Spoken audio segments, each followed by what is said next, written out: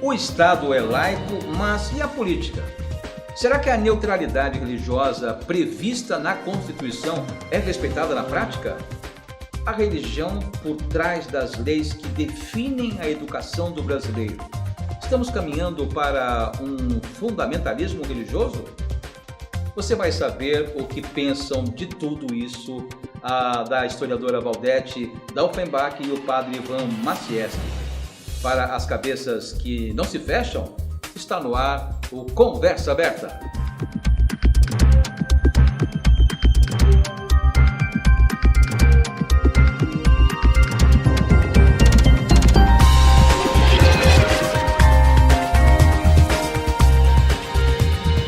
A Constituição diz que o Brasil é um Estado laico. Isso significa que as religiões não devem interferir ou influenciar nas decisões do Estado.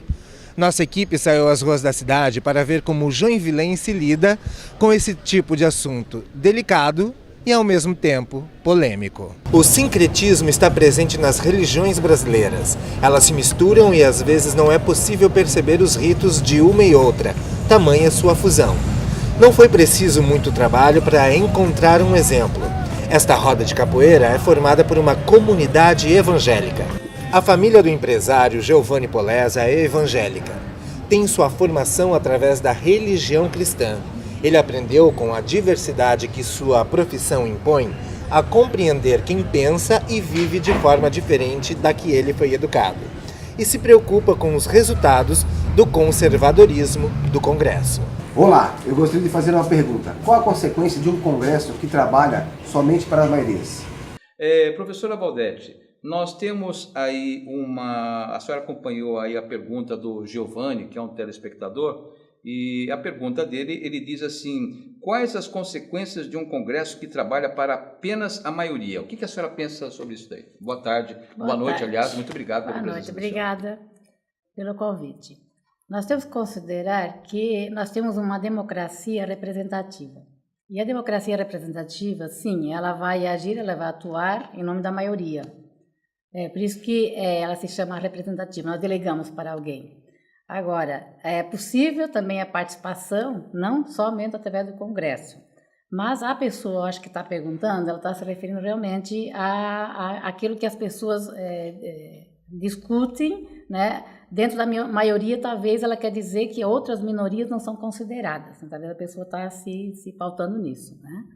Evidentemente que num país onde a democracia é representativa, nós vamos ter grupos que representam alguns grupos e outros grupos vão ficar de fora. Se não se elegeu representantes para que esses grupos sejam também representados. Então, nós temos hoje uma bancada evangélica que ela representa, eu acho que tem lá a bancada evangélica, ela não tem só evangélicos, ela tem católicos, né, também. Então, nesse sentido, será que nós estamos governando, nós estamos legislando para a sociedade inteira ou nós temos alguma preferência, né, por alguns credos religiosos? Será que isso nós temos que talvez discutir? Essa questão de dizer que religião e política não se discute, eu acho que é próprio de um país que não pensa na politização, próprio de um país que não quer o diálogo. Nós temos uma tradição com relação a isso. Mas o que se trata do Estado laico, por exemplo, né? O que é um Estado laico? O Estado laico é aquele que não confunde religião e política. Isso nós vamos trazer mais à frente aí, vamos explicar certinho aí para o nosso telespectador, ou realmente toda essa questão do Estado laico, tudo. Então eu quero passar agora a bola para o professor, aliás, para o padre Ivan Macieski, que aliás é um professor, historiador da Bíblia também, né?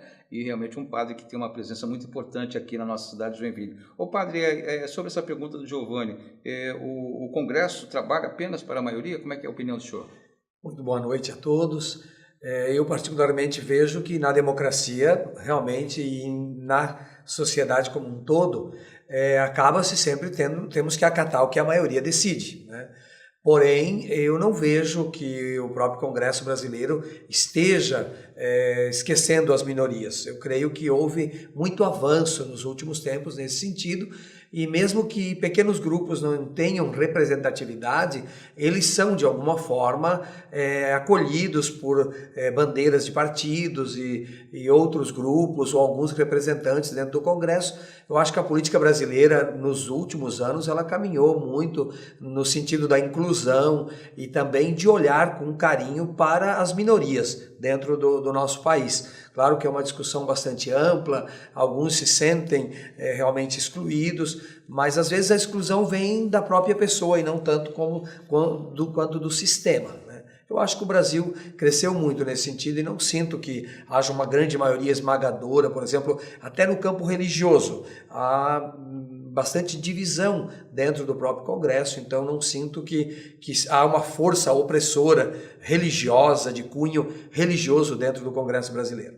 O padre Ivan é filiado ao PT, né, padre? O senhor é filiado ao partido do PT, isso, Partido dos Trabalhadores, isso, né? Há pouco tempo. Deixa eu aproveitar então e fazer uma pergunta para o senhor. O que o senhor acha do religioso envolvido em política? Talvez aqui esteja a pergunta que eu acho que todos os telespectadores se fazem, porque política já não se discute, religião muito menos, e ainda misturar os dois, é essa mistura que acaba se tornando uma mistura um tanto explosiva. Mas eu lhe diria assim, a religião, ela lida com o ser humano, com o bem comum, com valores, com princípios, que é tudo o que diz respeito também à própria política.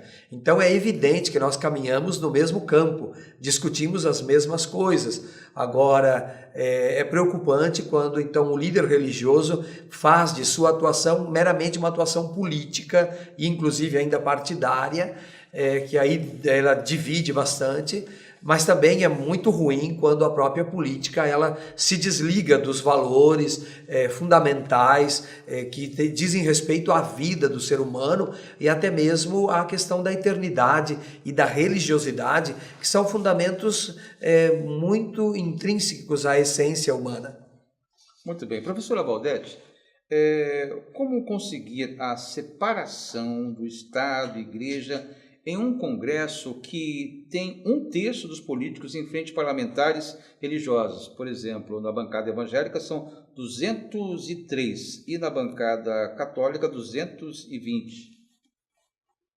Nós temos que analisar o Brasil como uma cultura religiosa. Se nós analisarmos como que o Brasil ele foi criado dentro de uma instituição católica. Como é que ele foi configurado?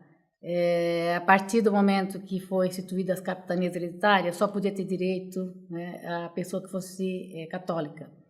E assim toda a Constituição, os jesuítas vieram para cá para quê? Para transformar, inclusive, os indígenas em católicos. Então nós temos uma tradição católica muito intensa, não dizia nem cristã, né, não é só cristã, é católica. E isso tudo, nós atravessamos o Brasil Império, atravessamos o Brasil República e a nossa Constituição Católica, ela continua até hoje. Então, o Congresso ele representa o brasileiro na sua configuração mesmo do que é o brasileiro. E nos últimos tempos nós tivemos aqui uma elevação de representantes evangélicos, porque, na verdade, os evangélicos também se proliferaram muito mais. Então, nós temos aqui o Congresso, ele representa o brasileiro, né? Ele significa o que o brasileiro ele é religioso. Então, como que nós vamos fazer isso? Vai ficar umas minorias de fora? Vai, minoria religiosa. Mas eu acho que nós temos, talvez a gente está muito atento em representar a minoria religiosa. As pessoas estão preocupadas nisso. Como é que os espíritas estão nisso? Como é que o candomblé está nisso aqui? Como é que a Umbanda está? Como é que as outras instituições religiosas elas estão dentro? Eu diria que nós temos que inverter esse discurso. Nós temos que analisar que, uma vez cidadão brasileiro, independe da sua religião. Então, essa união, a religião, ela se apropriando da política, ou a política, ela se transformando em um cunho religioso, para mim é o problema. E eu acho que o Congresso brasileiro, sim, ele está um pouco desequilibrado. Não no seguinte dizer, tem que ter mais político religioso. Está desequilibrado porque os interesses estão sendo muito mais religiosos. Isso, para mim, é uma preocupação. Eu vejo, sim, os interesses, padre, né? Que os interesses hoje estão sendo muito religiosos. Está perdendo a noção do interesse laico, o interesse sem a religião, o interesse do cidadão. Então, quando eu vejo no começo, às vezes, de uma sessão, eu percebo pessoas lá intercedendo Deus para que ilumine eles para fazer uma boa sessão. Será que realmente as pessoas são tão, assim, sem discernimento que precisa da luz divina para fazer uma legislação, para legislar? Será que o tempo deles não seria aproveitado em fazer realmente aquilo que deve ser, que for Até mesmo representado aqui pelo na povo? Câmara de Vereadores de Joinville, antes da abertura da sessão, é feito aí a leitura, A leitura de um trecho versículo. bíblico. Então, eu acho isso desnecessário se você realmente sabe o que está fazendo lá, né? Você tem um ser político que você está sendo representado pelo povo e o povo não votou nele porque ele é religioso. Às vezes sim, mas é para quê? Não é para atuar na religião, para atuar na política, para atuar em defesa do cidadão. Então, mas nós temos isso em todas as alas, né? Eu acho que nós temos, da política, nós temos essa confusão. Por exemplo, na Constituição Federal, né? A gente pega a Constituição Federal e olha o que você encontra logo no início, o preâmbulo aqui, né? Que também está invocando Deus. Ele invoca Deus aqui para que tenha a justiça, a igualdade, uma sociedade sem preconceito, mas que ele diz que, né, sob a proteção de Deus. Então, isso já está dizendo o quê? Que nós não estamos num Estado laico. Daí as pessoas dizem, não, mas isso não quer dizer que não seja laico, porque laico é diferenciar Aproveitando que você está falando, né, sobre Estado laico, a gente vai fazer agora uma reflexão aí sobre isso daí. Vamos refletir um pouco sobre o que é e o que não é esse Estado laico na prática. Nós estamos falando de um Estado sem religião ou um Estado anti-religião? Vamos ver aí na tela a definição do Estado laico. Estado laico é aquele que não possui uma religião oficial, mantendo-se neutro e imparcial no que se refere aos temas religiosos. No Estado laico, todas as crenças são respeitadas e não há perseguição religiosa. O Brasil é um país com Estado laico, pois nossa Constituição garante liberdade de culto religioso e a separação entre Estado e Igreja. Padre Ivan Macieski, nós somos realmente um país, um Estado laico? Estamos caminhando, e eu contraponho o que a professora Valdete falou. Invocar Deus ou negar Deus não significa ser um Estado laico. Estado laico não é viver sem Deus, não é? Eu acho maravilhoso que o ser humano, com toda a humildade, reconheça a grandeza, a presença de Deus. O ser humano não é referência para si mesmo. O ser humano vem de Deus e a Deus está voltando. Então, o que realmente o Estado laico significa não é banir Deus das escolas, banir Deus da vida das pessoas. Nós estaríamos criando uma sociedade doente. Aliás, professora, eu desconheço no mundo e em todas as civilizações até hoje uma sociedade sem Deus, sem um culto. Não importa quem seria atribuída essa figura, não falo do cristianismo, nem só das religiões mais antigas aí do mundo, mas em toda a sociedade o ser humano criou, sim, um culto a Deus, a quem presta suas homenagens. Então, invocá-lo na nossa Constituição, trazê-lo presente nas nossas sessões, é mais do que justo, santo e necessário. Nós correríamos um gravíssimo risco de construir uma sociedade sem Deus, uma sociedade na areia, que não se sustenta por si só.